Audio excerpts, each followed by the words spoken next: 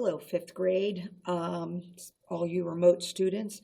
I am going to go over the questions that are in the textbook on this video and then post a separate video about the Planet Project, I believe tomorrow. If you have a thin book, we're starting on page 184. If you have a thick book, I've had a request, it's on page 368. So sections 3 and sections 4 are on the inner and outer planets. It says, what planet do you think this picture shows? I'm looking at, let's see if I can get this in here. Looking at this and thinking that it's probably Venus. I'm thinking it's Venus. But obviously it's not a gas giant. I wonder if it could be Earth, if it was maybe up on the top of a mountain range or near a volcanic area. But I'm going to go with Mars or Venus, more likely Venus, thinking about what perhaps we've seen since Perseverance has landed. I don't know whether they would see a blue sky, though. So page 180, well, you know what, 184, this is the video I attempted to send you many times from our science book. They kind of do this in a short little video.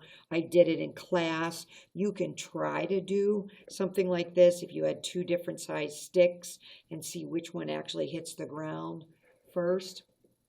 But on page 185, we talk about what a definition of a planet is. It definitely revolves around a star. I'm going to finish that, around a star. And we learned the inner planets are rocky, and they are Mercury, Venus, Earth, and Mars. Take a look down here. This is how we came up with the word planet. That the Greeks saw that this little star here seemed to be wandering, and the Greek word for wanderer was planetae. So I kind of think we kind of covered this a little bit. The orbiting objects, there's that word elliptical again.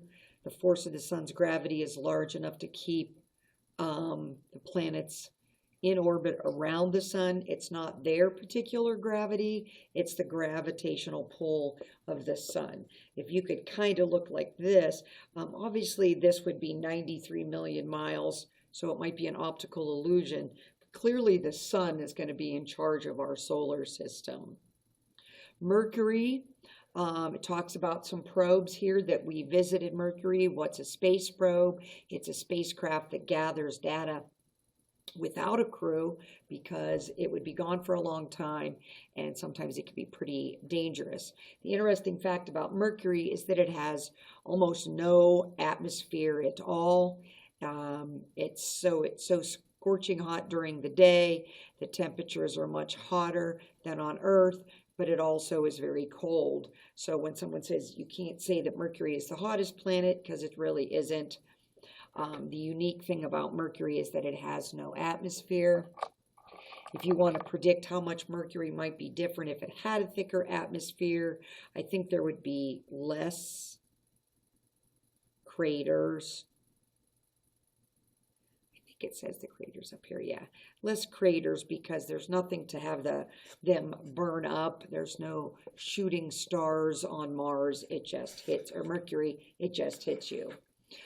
Then we go into Venus. Venus is actually the hottest planet in our solar system because of its highly, very toxic clouds made of carbon dioxide do not allow any heat at all off of Venus. So it's very greenhouse, I guess.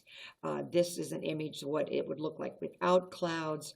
I don't believe that the surface is blue or green. A lot of times NASA will add colors to show depth. What makes Venus so bright, and right here those clouds reflect the sun's light very well, and you could just write that in there. The clouds reflect the light. If you happen to be watching this video and you are in cohort A or B, maybe you might want to go back, and I know many of you didn't have this finished when I checked. You might want to do this. So this wants you to analyze a bar graph.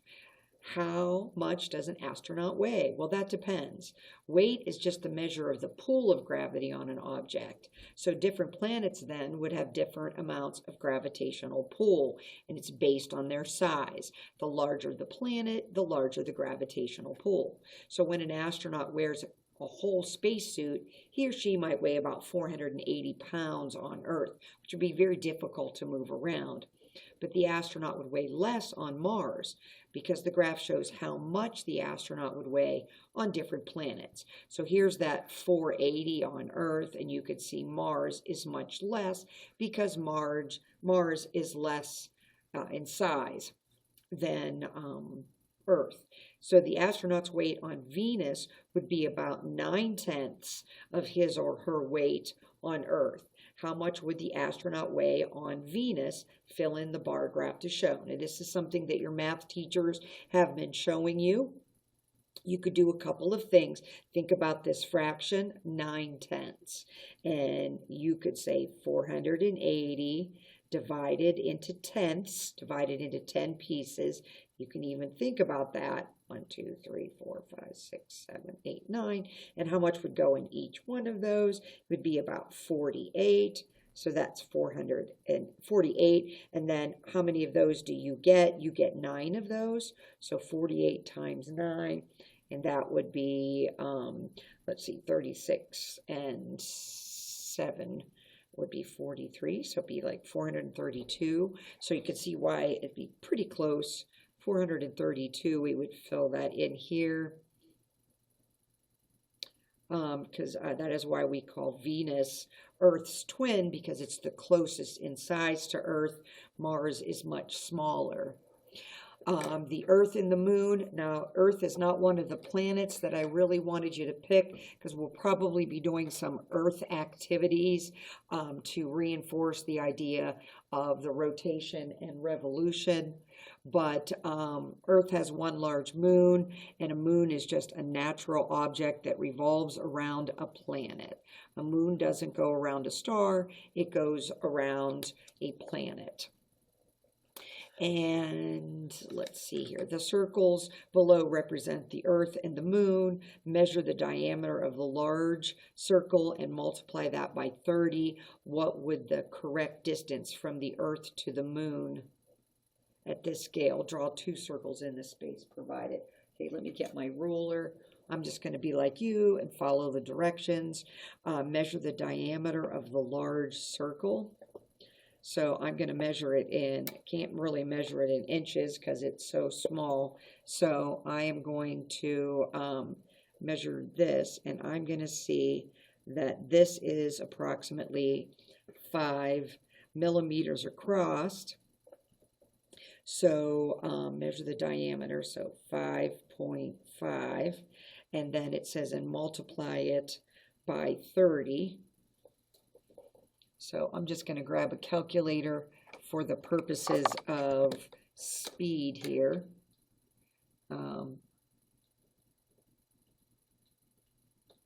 It's 165 millimeters.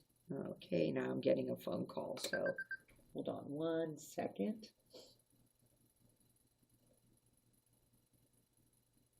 Sorry about that.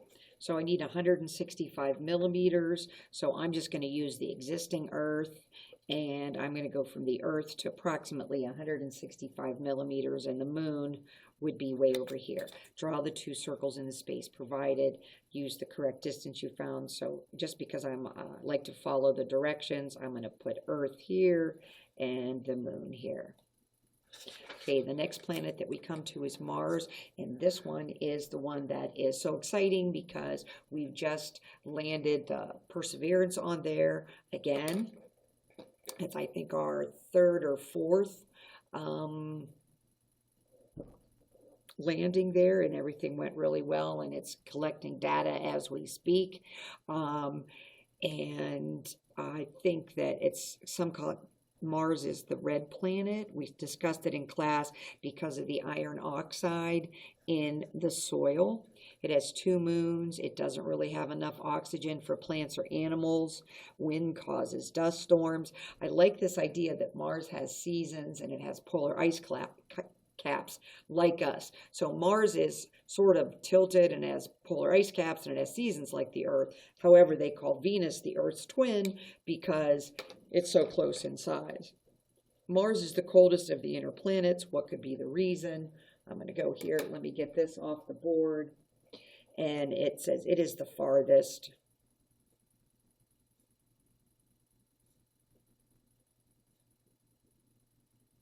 Inner planet.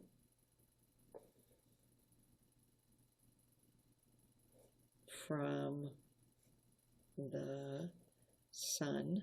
This is similar to the little, this is very similar to what we do in this very next page. And if I don't get it from Remote Kids, I'll probably be reattaching it. Okay, finally here, several probes have landed on Mars. Sojourner, Spirit, Opportunity, Viking 1 I forgot about. So 1, 2, 3, 4, and we have Perseverance there. So there's probably 4 or 5 there. So this is the only planet that we've actually landed on. Let me see if I can straighten this camera a little bit. So number the sentences to show the sequence of events described above. So Viking 1 landed in 1976, which I was in 8th grade, kiddos.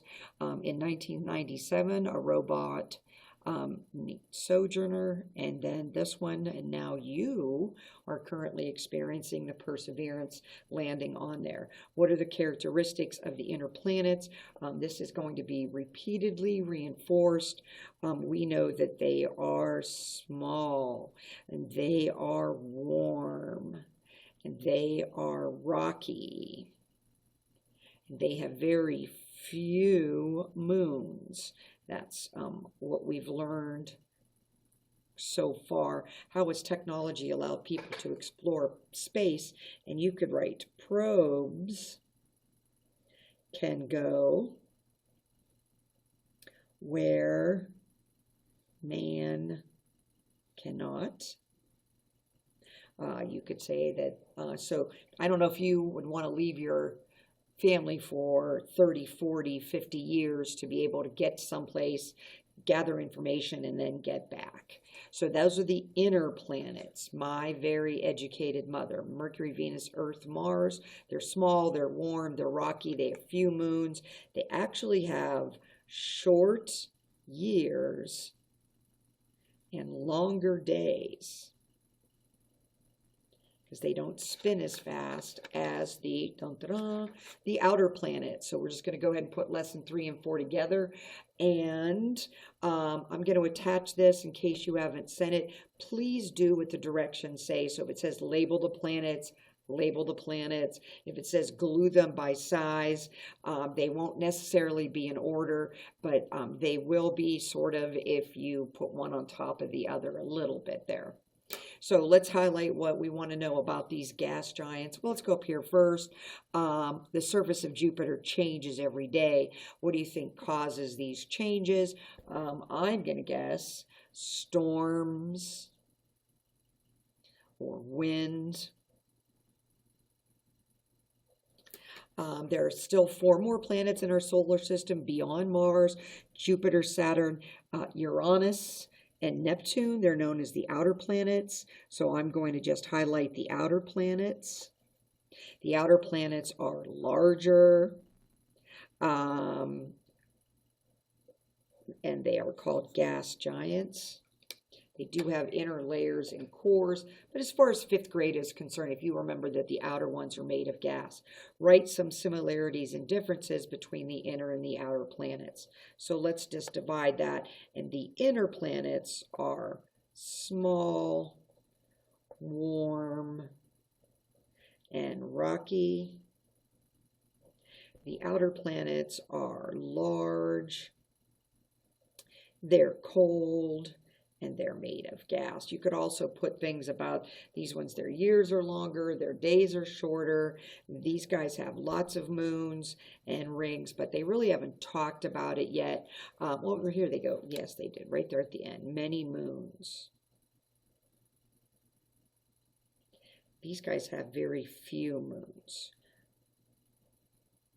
Mars has none, Venus has none, Earth has how many? And Mars has 2. And rings. Ooh, rings. Guess no rings over here. It's kind of like you can understand why Pluto doesn't, it has more than one moon, but it doesn't have as many as the other outer planets. They think Pluto might be rocky. We don't know enough. It could be frozen gas is what we were taught, but it might be actually that it's an asteroid from the Kuiper Belt, or actually a dwarf planet, which is what we call it now. Okay, so the first one is really large. Probably recognize this from your review sheet 5.3 and 5.4. That question was, the last question was very easy on 5.4 as long as you went and you used your book. Because here are those planets. How cool is the moon Callisto? It actually looks like you're looking through a telescope. In astronomy at YSU, they always said Io sort of looked like a cheese pizza. So I call, let's see, Jupiter is a gas giant. This hydrogen and helium, you're going to see a lot of those. And it doesn't really say the red spot, but it mentions it here. How are Jupiter and Earth different? Earth is much smaller. Earth is, let's see, solid and smaller than Jupiter. Okay, the next planet is Saturn. What do we know Saturn for? You can just take a look here. We know Saturn because of its rings. I thought it was pretty cool that it talked about in 2009 when I actually started teaching from this book. This wasn't there, that they can find, they discovered an invisible thing. So, but I liked that Galileo thought that these were ears or handles. That there's lots of rings, that's what they talk about. And if it looks right here too, the inner rings of Saturn revolve faster than the outer rings, which might kind of be similar to the inner planets and being so close to the sun. But I like this. It's hydrogen and helium again, just like Jupiter. And we can definitely see the rings here in this picture. Okay, the last 2 planets are Uranus and Neptune.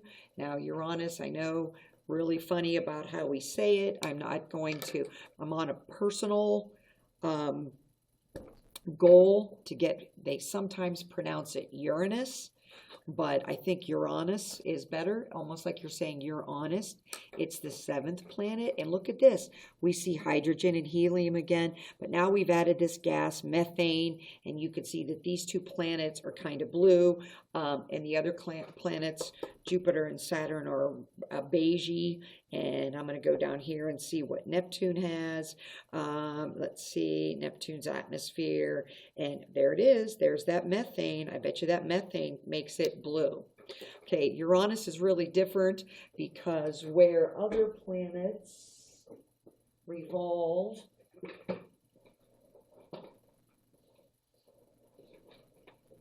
excuse me, rotate like this,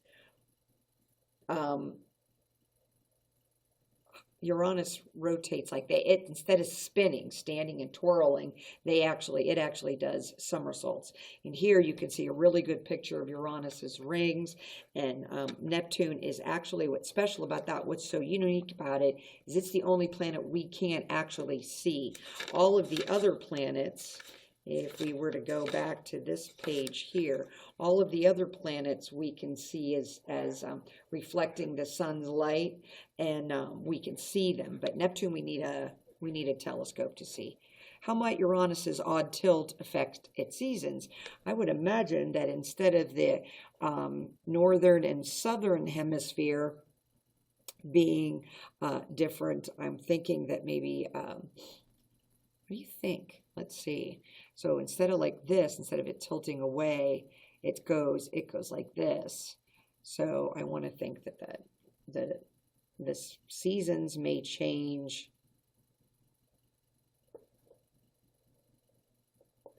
Let's just say differently. That would be something that I would love for somebody that is doing Uranus as a planet report Tell us about that. What is similar about the atmospheres? Look at that. If I didn't highlight it, the book is trying to help you, and they both have methane gas, which kind of makes them blue. And then down here, let me know if you can't see stuff. Yeah, it's about as big as it can. Several probes have been sent to the outer planets. Pioneer, Galileo, geez, I wonder where we got that name, has sent huge information about all of these. A smaller probe, Cassini, landed on Saturn's largest moon, Titan. Now, if I were doing Saturn as a planet report, I would mention that. I know this video is getting a little bit long, so that's why I'm going to do the report video tomorrow. What information might you like to have sent to you from a space probe? Let's see. If we could live on the planet, if humans could survive on a planet, is something I would like to know. I wonder what you would write. Or maybe if life exists there. I guess that's what. Think of 3 terms to describe some characteristics of the inner and of the outer planets. There's that information again. They're really focusing on that. Remember what we said, the inner planets and the outer planets. The inners are small. These guys are large. These guys are warm. These guys are cold. These guys are rocky. I guess I don't want to write gassy. How about let's just make a gas. These guys have few moons and no rings. Few moons, no rings. And these guys have lots of moons and rings. And these guys have very short years. Go on and on. And these guys have long years. These guys actually have longer days. They just don't spin as fast as those ones. And these guys have short days, which you'll be learning and writing about when you do your planet questions. What are some common characteristics of all planets? I think their shape.